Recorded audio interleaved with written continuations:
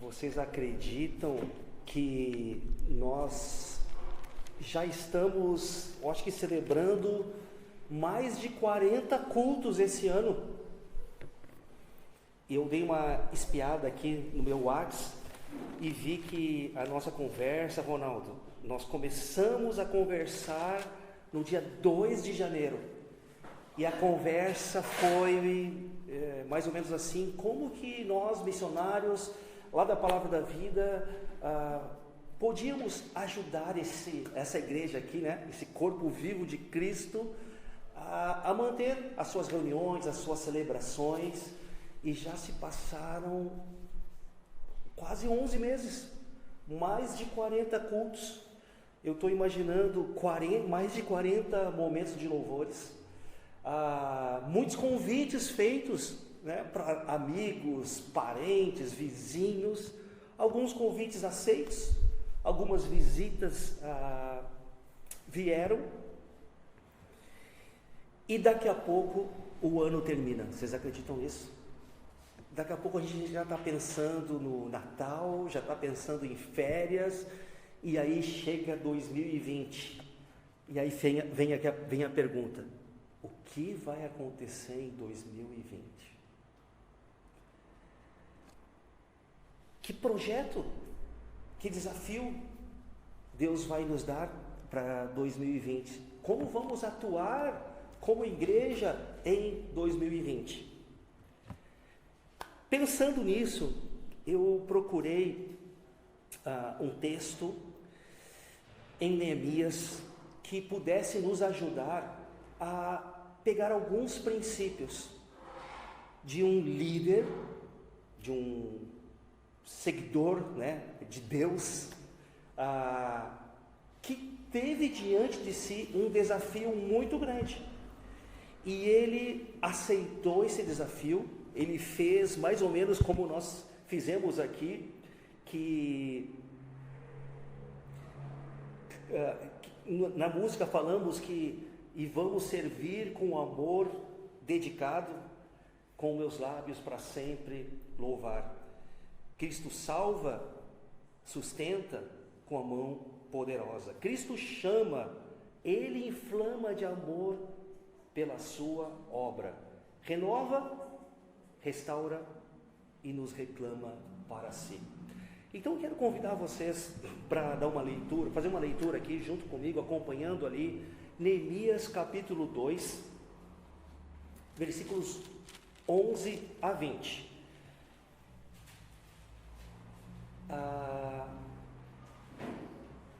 Vamos ler então, vou ler aqui na NVI, Neemias capítulo 2, de 11 a 20. Cheguei a Jerusalém, e depois de 3 dias de permanência ali, saí de noite com alguns dos meus amigos. Eu não havia contado a ninguém o que o meu Deus havia posto em meu coração que eu fizesse por Jerusalém. Não levava nenhum outro animal além daquele em que eu estava montado. De noite saí pela porta do vale, na direção da fonte do dragão e da porta do esterco, examinando o muro de Jerusalém que havia sido derrubado e suas portas que haviam sido destruídas pelo fogo. Fui até a porta da fonte e do tanque dos reis, mas ali não havia espaço para o meu animal passar. Por isso subi o vale, ainda de noite, examinando o muro, e finalmente voltei e tornei a entrar pela porta do vale. Os oficiais não sabiam aonde eu tinha ido ou o que eu estava fazendo, pois até então eu não tinha dito nada aos judeus, aos sacerdotes, aos nobres, aos oficiais e aos outros que iriam realizar a obra. Versículo 17: então eu lhes disse: vejam a situação terrível em que estamos. Jerusalém está em ruínas e as suas portas foram destruídas pelo fogo. Venham, vamos reconstruir os muros de Jerusalém, para que não fiquemos mais nessa situação humilhante. Também lhes contei como Deus tinha sido bondoso comigo e o que o rei me tinha dito. Eles responderam: sim, vamos começar a reconstrução. E se encheram de coragem para a realização desse bom projeto. Quando, porém, Sanbalate, o horonita, Tobias, o oficial amonita, e Gesem, o árabe, souberam disso, zombaram de nós, desprezaram-nos e perguntaram: o que vocês estão fazendo? Estão se rebelando contra o rei? Eu lhes respondi: o Deus dos céus fará com que sejamos bem-sucedidos. Nós, os seus servos, começaremos a reconstrução, mas no que lhe diz respeito, vocês não têm parte nem direito legal sobre Jerusalém, e em sua história não há nada de memorável que favoreça vocês. Eu quero propor para vocês que esse texto aqui de Neemias, capítulo 2, versículos 11 até o finalzinho, o 20, vai nos ajudar a pensar nisso aqui, 7 princípios que vão nos ajudar a lidar com os novos desafios e projetos ministeriais. Talvez os irmãos está chegando o final do ano, vocês estão de repente repensando o que vai acontecer em 2020. Para onde vamos? Como vamos atuar? O que vamos fazer? Eu espero que essa noite você possa se inspirar com Neemias e passar por esses 7 princípios que vão nos ajudar a lidar com os novos desafios e projetos ministeriais que estão vindo aí pela frente. Eu não sei se você sabe, mas essa história aqui, essa biografia, até podemos dizer, de Neemias, está bem pertinho de Esther, está ali depois perto de Jó, depois vem Salmos, e aí se você volta um pouquinho aqui na sua Bíblia, você encontra Crônicas. Me parece que a gente fica um pouco confuso, mas aonde que está Neemias nessa história toda? E vocês sabiam que mais ou menos os fatos que aconteceram aqui foram por volta do ano 400 e alguma coisa antes de Cristo. Então, se a gente pensasse na cronologia, esse livro tinha que estar onde? Lá perto do fim do Antigo Testamento, antes daqueles 400 anos de silêncio, que nós não soubemos nada do que aconteceu, né, na história do povo de Deus. Mas aí eu trouxe aqui para nos ajudar a entender um pouquinho essa breve cronologia de Neemias, e vocês veem então que, partindo então de Davi, e você acompanha ali na figura, Davi então é coroado rei mais ou menos em 1010 a.C., e aí acontece aquele fato que provavelmente nós já tenhamos estudado, né, em algum momento na escola bíblica dominical, o fato de que o reino então é dividido, e fica Jeroboão e Roboão brigados e se dividem. E aí que nós descobrimos então, pelos relatos da história bíblica, que tem 2 reinos: o do norte, que chama Israel, e o do sul, que chama Judá. Norte com 10 tribos e sul, Judá com 2 tribos. E sabe de uma coisa? Quando a gente começa a ler 1 Reis, 2 Reis, a nossa cabeça pode se confundir muito sobre que povo que está sendo contado essa história. Porque quando fala, né, os reis de Judá, no sul, tem a principal cidade, Jerusalém, que seria a capital, onde estava o templo. E o reino do norte, que chama de Israel, a principal cidade, Samaria. E aí eles criaram também um templo lá para que eles pudessem cultuar a Deus. Mas a gente, não sei se você, quando leu, se confunde, tá? Mas Israel está falando de Jerusalém, Judá está falando do quê? Vamos colocar tudo isso dentro de uma visão panorâmica, e nós vamos entender então que Judá ficava no sul, tinha Jerusalém como a sua cidade, e era uma cidade forte, poderosa, toda murada, com guardas e bem estabelecida. O que aconteceu? Com essa divisão, ao longo desse momento da divisão, tanto o reino do norte quanto do reino do sul foram então invadidos por outros povos. E por algum motivo Deus permitiu isso, porque quando eles entram na Terra Prometida, o povo hebreu realmente era o povo mais poderoso, e ele entrou nessa terra expulsando e guerreando todo mundo. Agora parece que eles vão sentir o outro lado da moeda, tanto que se você acompanha ali na gravura, o Reino do Norte, ele soube no ano de 722, destruídos pelo aquele poderoso povo assírico. E o povo do sul segue a sua história, mas também recebe invasões e também é levado a cativo. E primeiro nós vemos ali Nabucodonosor, ali de 600 a 586, depois com Círio e depois com Dário, e percebemos ali que quando entra em cena esse povo da Pérsia, que está subjugando Judá, Neemias então sai, é levado também cativo, e ele agora, nesse contexto onde nós estamos lendo esse texto, ele estava em Suzã, que seria a capital da Pérsia, né? É lá em Suzã. E lá então ele estava vivendo, não sei se você conhece essa história, mas ele estava vivendo um bom momento. Ele tinha um emprego excelente, como se fosse assim hoje para nós um emprego de nível federal. Ele tinha segurança muito boa. A cidade de Suzã era conhecida como uma cidade com uma fortaleza enorme. Era difícil alguém chegar e destruir essa cidade. Ele também tinha privilégios porque ele tinha um acesso muito bacana ao rei. É como se hoje alguém fosse muito próximo do nosso presidente e pudesse estar bem próximo dele. E além do mais, Neemias, na sua profissão, então, mesmo exilado, ele era o copeiro do rei. Ou seja, ele experimentava a boa comida que era servida para o rei, e experimentava o bom vinho que era servido para o rei. Sabe por quê? Porque se alguém tentasse envenenar, quem que ia morrer primeiro? Ele. Então era meio um risco também esse negócio lá, né, de Neemias, mas ele estava vivendo bem.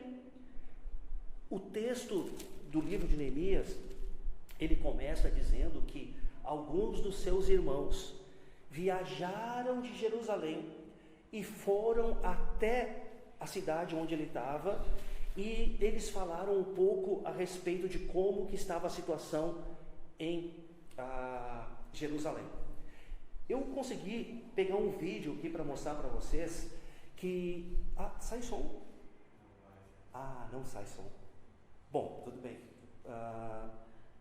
Bom, eu vou passar igual. Vamos ver se a gente consegue pelo menos ter uma noção do que está acontecendo ali. Uma introdução ao livro de Neemias. Neemias foi um judeu fiel que serviu na corte real persa, em Suzã. Ele tinha um cargo elevado como copeiro do rei Artaxerxes.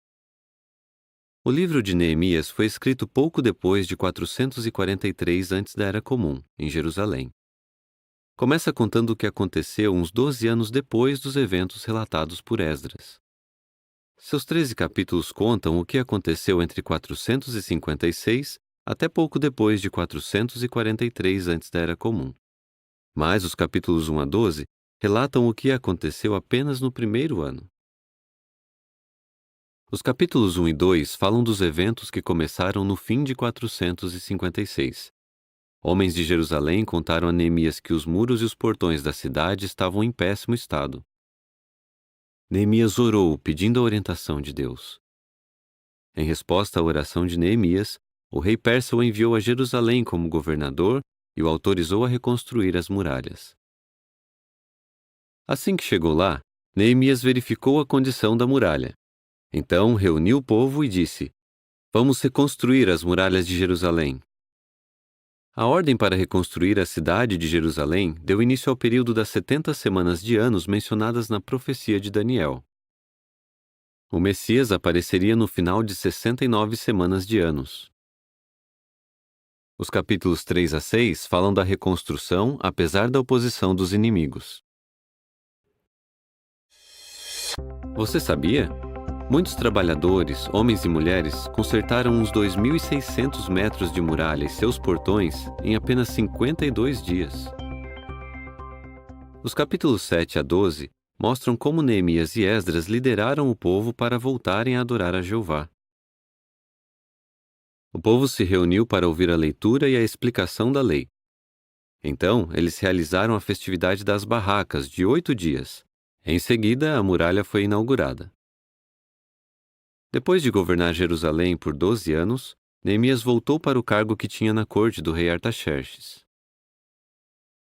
O capítulo 13 fala que Neemias foi a Jerusalém pela segunda vez. Ali ele descobriu que os judeus não estavam cumprindo o que tinham prometido a Jeová. Ele agiu logo para corrigir aquela situação. Ao ler esse emocionante livro, veja como Jeová agiu por meio de um rei persa. Veja como Neemias conhecia a lei de Deus e se preocupava em obedecê-la e como isso trouxe bênçãos. Note também como a reconstrução das muralhas foi essencial para entendermos uma importante profecia de Daniel sobre o aparecimento do Messias.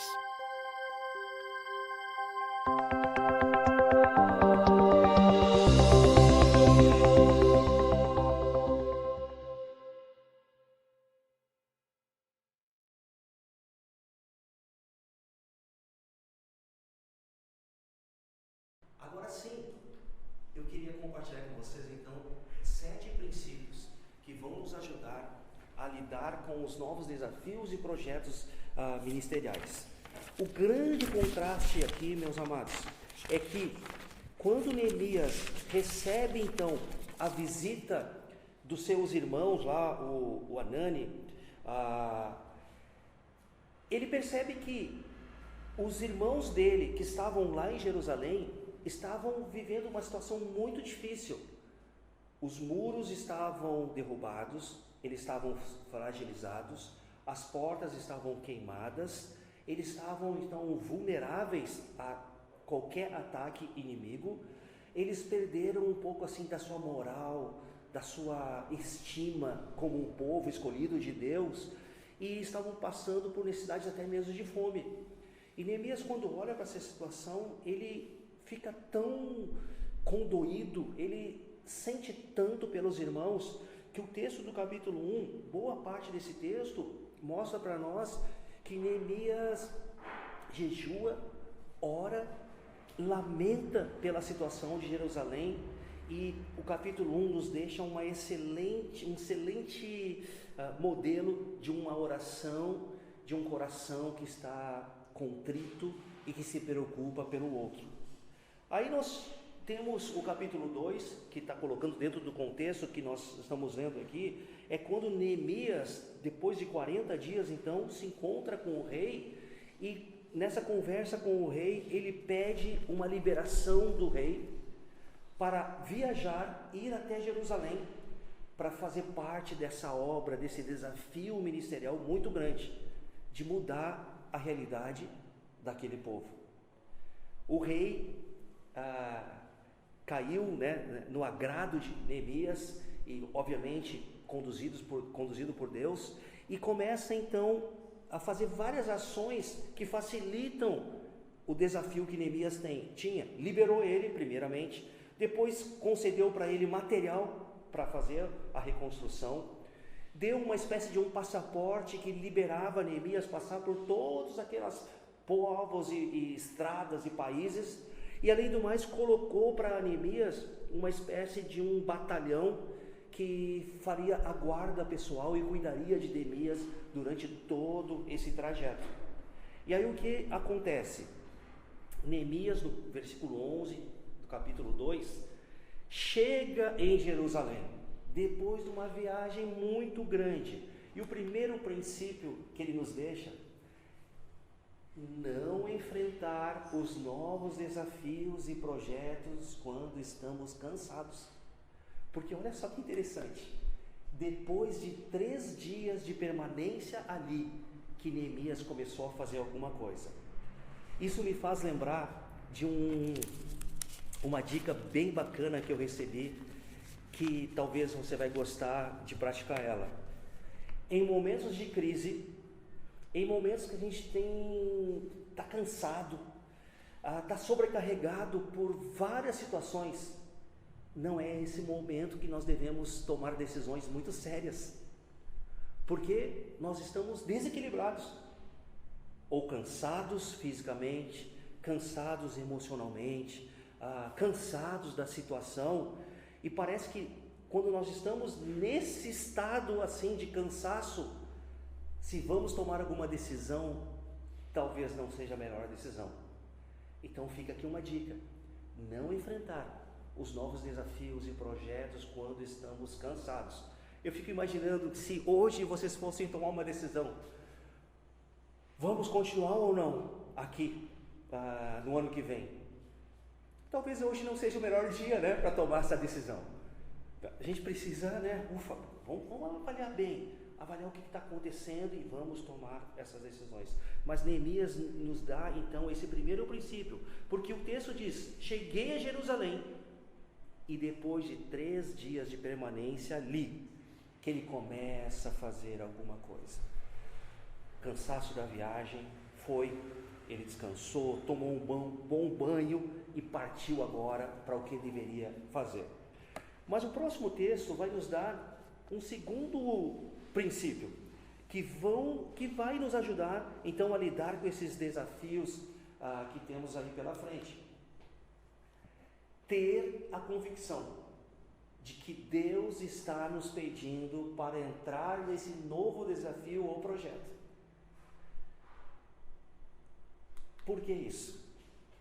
No versículo 12, ele diz assim: saí de noite com alguns dos meus amigos, eu não havia contado a ninguém o que o meu Deus havia posto em meu coração para que eu fizesse por Jerusalém. Amados, nos nossos desafios ministeriais, nos nossos desafios de encarar projetos, a gente precisa ter essa convicção: Deus, é isso mesmo que o Senhor quer que eu faça? E se Deus colocou essa convicção no nosso coração, vamos seguir em frente, porque Ele tem sim um motivo para isso, e se Ele nos chama para algum projeto, certamente Ele vai nos capacitar para esse projeto. E se Ele nos chama para algum projeto, certamente Ele vai fazer com que na nossa caminhada desse projeto nós aprendamos e cresçamos diante das experiências que vamos passar. Gostei muito de ver isso no relato que Neemias fala, né? Para o povo hebreu e agora para nós também.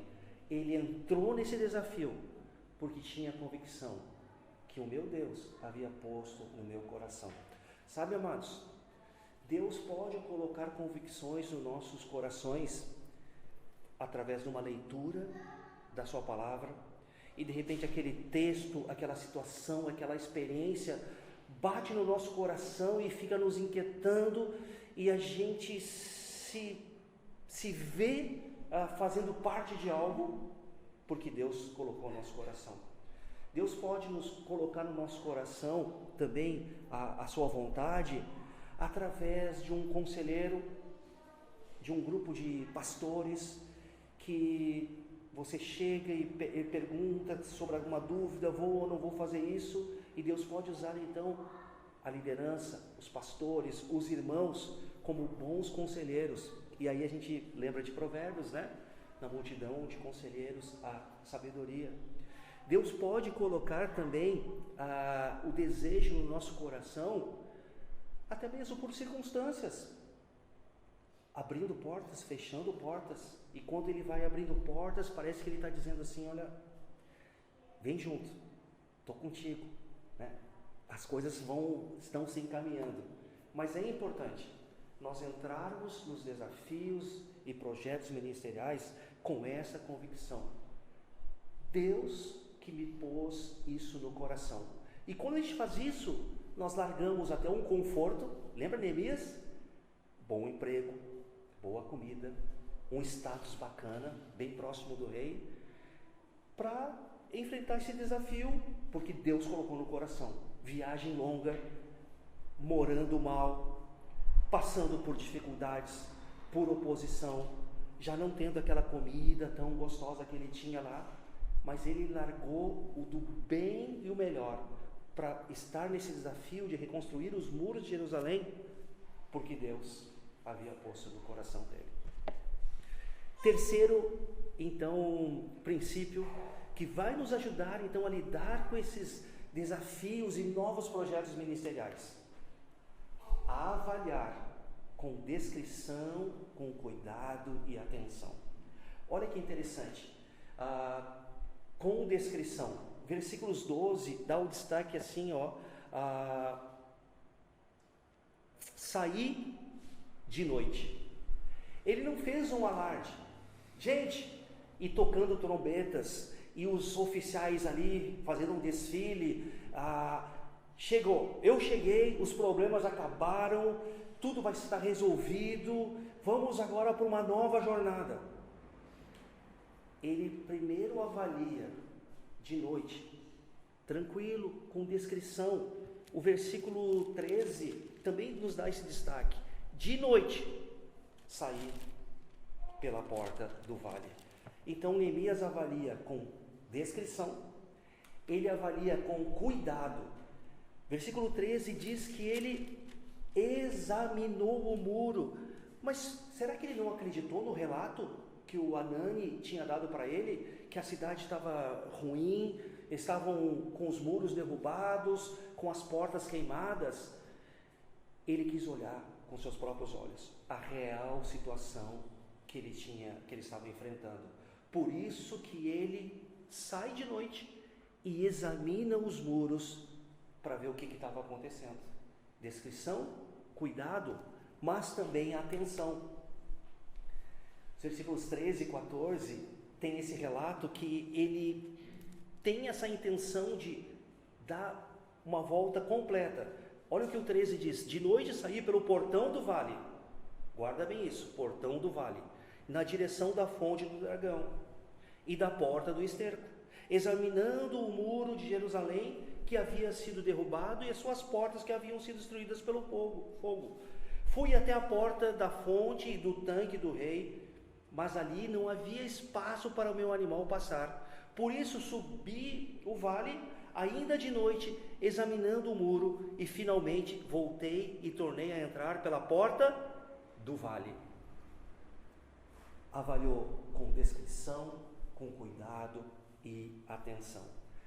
Então, meus amados, certamente, na sua vida, na minha vida, Deus vai nos dar oportunidades de nos engajar em projetos, novos projetos ou novos desafios. E um princípio bacana que fica aqui, que Neemias praticou, é avaliar com descrição, cuidado e atenção esse projeto, esse desafio. Vamos para o quarto princípio. Antes de comunicar para todos a respeito desse novo desafio ou projeto, devemos avaliar bem a situação. Já vimos que ele avaliou, mas olha que interessante, no versículo 16, diz assim: os oficiais não sabiam aonde eu tinha ido, ou o que eu estava fazendo, pois até então eu não tinha dito nada aos judeus, aos sacerdotes, aos nobres e aos oficiais e aos outros que iriam realizar a obra. Neemias, dentro da sua sabedoria, dentro da sua forma de liderar, ele resolve não falar nesse momento. Ele fica em silêncio e se prepara para comunicar depois que ele tivesse realmente mais informações sobre esse projeto, sobre esse desafio. Aí sim veio o quinto princípio: comunicar, mas comunicar com sabedoria. Eu pulei um ou não? Não pulei, né? Tá. Opa, deixa eu... Como é que eu volto aqui? Esse aqui. comunicar com sabedoria. Olha no versículo 17. Então, depois de todo esse corrido que eu falei para vocês, depois dele praticar todos esses princípios, então eu lhes disse: vejam a situação terrível em que estamos. Jerusalém está em ruínas e suas portas foram destruídas pelo fogo. Venham, vamos reconstruir os muros de Jerusalém, para que não fiquemos mais nessa situação humilhante. Então Neemias soube a hora certa de comunicar. E quando ele comunica com sabedoria e com convicção. O destaque ali então eu lhes disse: vejam a situação terrível, venham, vamos reconstruir os muros de Jerusalém. E com essa comunicação, ele animou o povo então a entrar junto nesse projeto. E ele anima praticando o sexto princípio. Aí sim, encorajar com o nosso testemunho e experiência com Deus. Normalmente, quando nós estamos diante de um novo desafio, de um novo projeto, a gente não vai entrar sozinho. Nós vamos montar uma equipe, vamos formar um grupo, uma força de tarefa. E quem sabe a força de tarefa a respeito de 2020 está sentada hoje aqui. Aí o que a gente precisa fazer? Encorajar com o nosso testemunho e experiência com Deus. Versículo 18. Também lhes contei como Deus havia sido bondoso comigo e o que o rei me tinha dito. Deus foi bondoso com Neemias, ao fato de ele receber graça diante do pedido dele para o rei. E o rei entender a situação dele e permitir que ele agora sim vá para Jerusalém e reconstrua os muros. Antes esse rei já tinha proibido de reconstruir os muros. Agora ele olhou essa situação e deixa Neemias sim a reconstruir os muros. Por quê? Porque a boa mão de Deus estava com ele. E ele testemunha, ele encoraja a todos a testemunhar dessas experiências. Amados, mais de 40 cultos, mais de 40 momentos de comunhão. Vocês já tiveram pelo menos 10 últimos domingos do mês. E eu fiquei de fora de todos. Opa, ainda tem? É o último. Oh, maravilha! Então tem muita coisa boa que aconteceu aí nesses últimos, nesse ano. E o que vocês me dizem daquela jornada em 1 João? De estudar um livro inteiro juntos com o Johnny aqui, e de vocês poderem ter a oportunidade de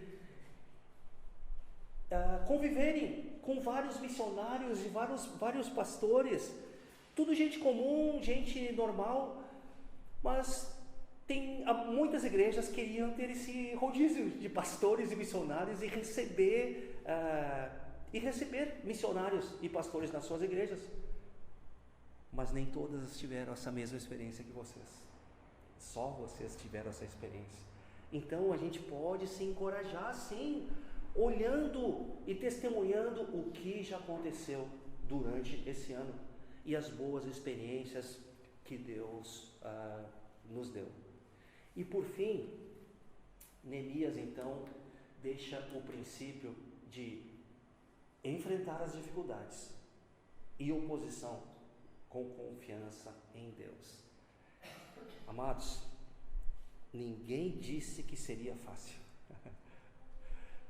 Viver uma vida de relacionamento com Cristo é difícil, é complicado, porque nós temos pelo menos 3 grandes forças nos atrapalhando.